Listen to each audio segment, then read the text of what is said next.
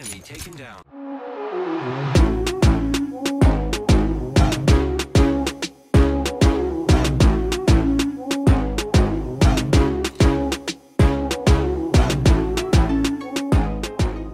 Et yo YouTube, j'espère que vous allez bien et dans cette vidéo nous parlerons de la nouvelle souris de la marque Pulsar, la X2 et plus précisément le modèle mini. Car oui, il existe donc deux tailles de cette souris, une médium qui est la taille 2 et la mini qui est la taille 1 comme indiqué sur le dessous du PCB.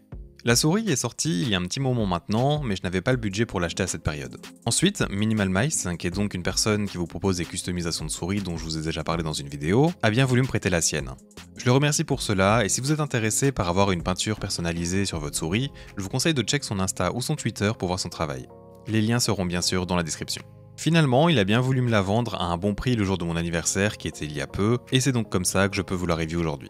Vous avez le choix entre les couleurs blanches ou noires pour le moment, mais elles auront droit également à des couleurs vertes et rouges comme je vous avais annoncé dans mon dernier Enthusiast Talk, ainsi qu'une version améliorée appelée Bruce Lee qui aura des meilleurs composants. Enfin du moins c'est comme ça qu'ils l'ont appelé pour le moment. Avant de vraiment commencer la review, et on parlera de sa forme en premier pour changer un peu, je te rappelle que tu peux t'abonner à la chaîne si ce genre de contenu t'intéresse. J'ai vraiment une chaîne en fait remplie de vidéos conseils pour t'aider à trouver le meilleur équipement qui te convient, et cela pour tous les jeux FPS compétitifs. Et d'ailleurs, si tu veux m'aider en retour, tu peux simplement lâcher un petit pouce bleu sous la vidéo, ce qui m'aidera à son référencement. Merci beaucoup d'avance. Et aussi, si tu as n'importe quelle question, n'oublie pas également de rejoindre mon Discord où une partie de la communauté est déjà présente pour aider n'importe qui. Bien, je vais commencer par vous donner mon avis global sur la souris, qui est plutôt simple. Pour moi, c'est une excellente performeuse, ses features sont excellentes, mais elle a vraiment un problème de qualité, du moins pour les deux premiers batchs qui sont vendus jusqu'à présent. Car oui, donc avec ma review tardive, j'ai pu réunir beaucoup de retours à ce sujet, et en plus de ma copie. Pour vous dire, sur ma propre souris, j'ai le plastique sur le côté gauche qui est désolidarisé de l'intérieur. Ce qui fait que quand je pose et retire mon pouce à cet endroit, je peux en fait faire rebondir la coque, on va dire. En jeu, je n'y fais pas attention, mais c'est quelque chose que vous pouvez ressentir assez facilement étant donné que vous allez souvent actionner les boutons latéraux pour ensuite revenir à cet emplacement. Et mon deuxième défaut de qualité est que mes clics en fait émettent un couinement si je relève le doigt doucement après leur utilisation à certains endroits. Cela n'impacte pas le ressenti des clics, mais si je fais du Kovac sans casque, je peux l'entendre distinctement et ce n'est pas vraiment un bruit agréable. J'essaierai de fixer ça après ma review en mettant du lubrifiant d'ailleurs. Pour les problèmes de qualité, je m'y attendais quand même un peu pour une souris sans trou de 52 grammes. Mais en dehors de cela, le feeling de la coque fait quand même très solide et heureusement. Ils sont d'ailleurs au courant qu'ils doivent améliorer leur contrôle qualité et ont fait un tweet que je vous mets à l'écran où ils annoncent construire un studio supplémentaire consacré à une seconde vérification de la qualité de leurs produits dans l'avenir. Maintenant que cela est dit, passons sur la forme de la souris. La Pulsar X2 Mini est donc comme son nom l'indique une petite souris. Elle serait comparable en termes de gabarit à une Razer Viper Mini, une Xtrafy MZ1 ou encore une G-Wall VATIS. Elle est assez courte et plate mais reste quand même assez large, ce qui rend son utilisation plus confortable de mon côté au vu de mon grip de clou en pince et mes 10 cm de largeur de main. La bosse ou rampe de cette X2 est située vers l'arrière, ce qui oriente normalement son utilisation pour un clou classique. Mais vu que la souris est assez petite, je doute que ce soit optimal si vous avez une longueur de main de plus de 18 ou 19 cm. Elle est donc vraiment plus destinée à un fingertip et c'est comme ça que je l'utilise personnellement. Revenons d'abord sur cette rampe, car j'ai entendu que beaucoup de personnes disaient qu'à cause de cela, elle était en fait un clone de la XM One Air, alors que c'est vraiment très loin d'être le cas, même pour sa version médium. En fait, cette rampe n'est pas la seule chose qui définit la forme d'une souris. La Pulsar X2 n'a pas en fait cette forme en diamant comme la XM One Air, c'est-à-dire qu'elle ne s'élargit pas en fait de façon conséquente à l'arrière, qui sert normalement à remplir le bas de la paume et ainsi créer un creux au centre de la souris. Ici, les côtés de la souris sont assez droits, ce qui ne vous aidera donc pas à y placer en fait votre pouce ou votre petit doigt, c'est quelque chose dont vous avez l'habitude. Personnellement, moi je tends mes deux derniers doigts sur le côté, et le fait que ce soit plat me convient donc mieux. Si vous jouez en clos et que vous aimez en fait avoir les creux, je vous conseille de vous tourner plus vers une Lamzo Atlantis, donc comme ici, ou alors la Endgame Gear XM2W qui devrait arriver prochainement. Et ce seront en fait des choix bien plus orientés que la X2 Medium. La Pulsar X2 Mini est donc un excellent choix pour un fingertip agressif ou relax, grâce en fait à son petit format qui vous permet d'avoir une énorme liberté de mouvement en fait dans vos doigts ainsi que pour le micro ajustement.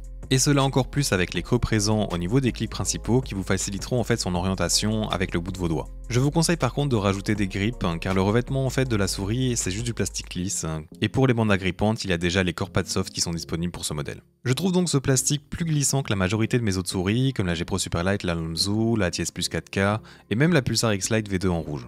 Vu qu'on avait commencé à parler des clics, continuons sur ces derniers.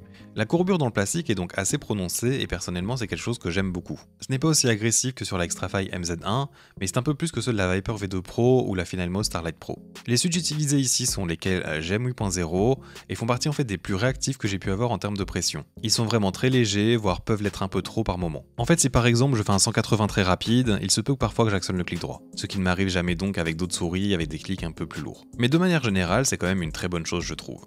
C'est un peu dommage que j'ai ce problème de couinement que je vous ferai écouter dans le sound test un peu plus tard, et j'espère pouvoir régler ce problème avec du lubrifiant après ma review.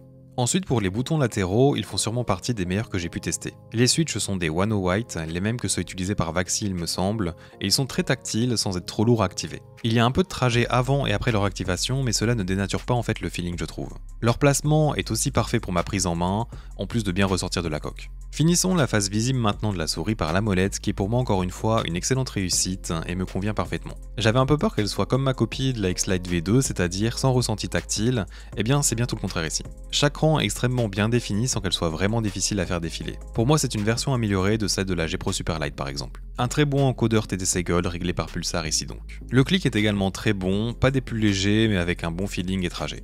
Je vous laisse écouter d'ailleurs tout cela dans un sound test et on finira cette review en parlant du capteur, des patins et de son logiciel et de sa durée de vie de batterie.